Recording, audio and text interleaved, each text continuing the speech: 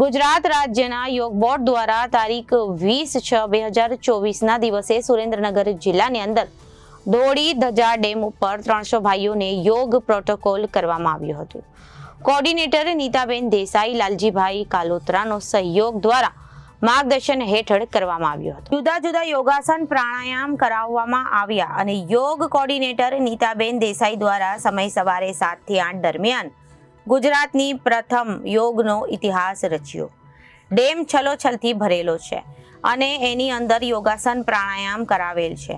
આ પ્રથમ પાણીની અંદર યોગાસન કાર્યક્રમ ખૂબ ભવ્ય અને દિવ્ય સફળ રહ્યો.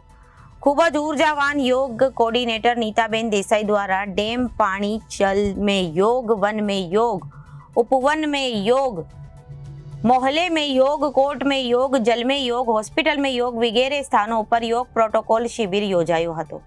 સુરેન્દ્રનગર જિલ્લો યોગના સંગાથે કરવામાં આવ્યો હતો. Bureau report, Janadesh news, Surendranagar.